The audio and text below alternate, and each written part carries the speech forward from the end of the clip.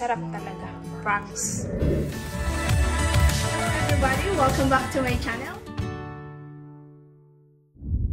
Magluto tayo ng ginisang sitaw. Ito na ang mga ingredients. Garlic, onion, soy sauce, chili. Because I like spicy, a little bit spicy. Salt and pepper. And I am using a ground pork.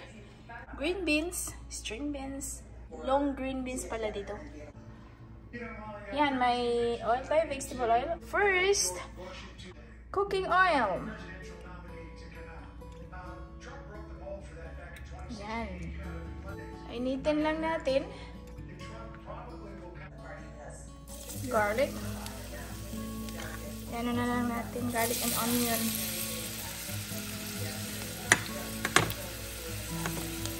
Garlic and onion. Lutuin natin ang garlic and onion.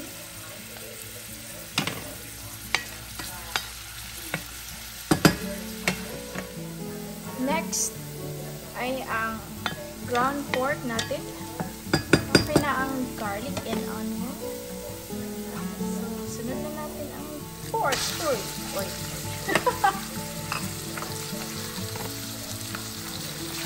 Lutuin natin ang ground pork.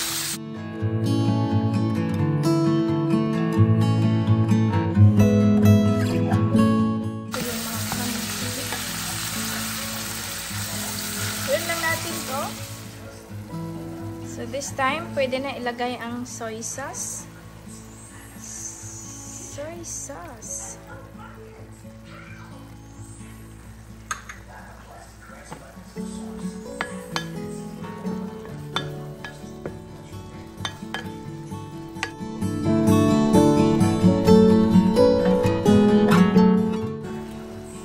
Lagay na din natin ang pepper, habanero, and yung long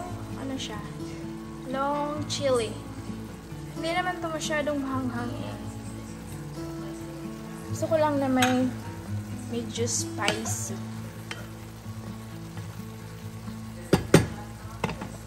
Lagay na din natin ang mamaya na to.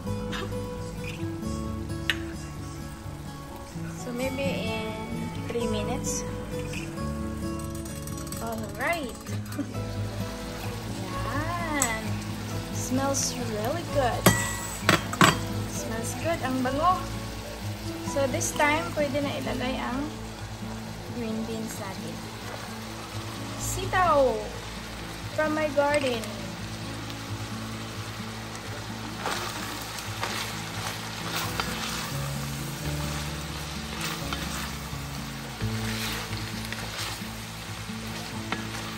Ano to? Ginisang sitaw na medyo mahaba. Tapos, lagay na natin ang salt and pepper.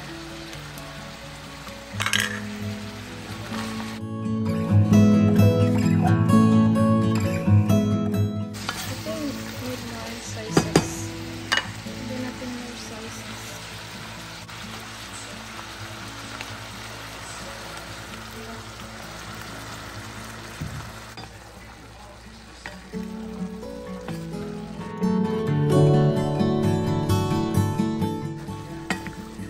Lutuin lang natin ang green beans.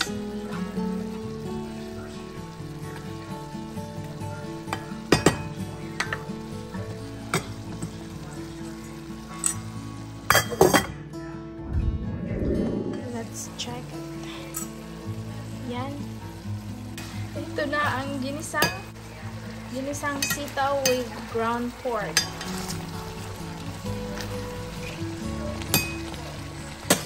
Lagyan natin ng konting Knorr liquid seasoning. Pampalasa. Pampalasa sa ginisang sitaw with ground pork. Looks yummy.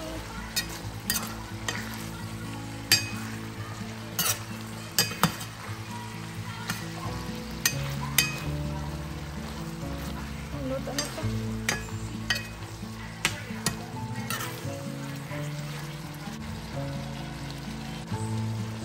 natin. Looks yummy though. Let's try it.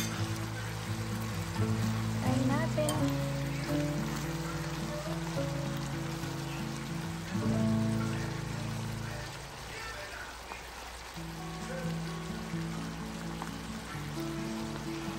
Try natin. Mainit to.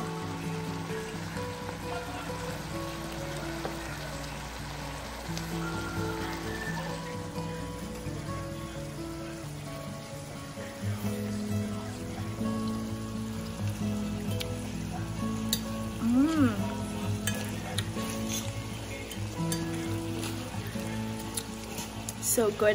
I love it. This is really good. Promise.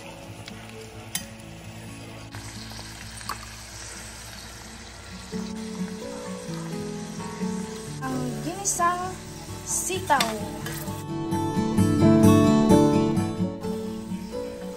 Medyo matagal na hindi ako nakakain ng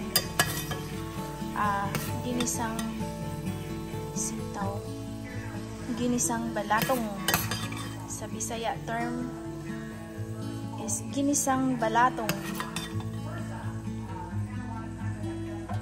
So ito na ang ginisang balatong natin, ginisang sitaw na may ground pork.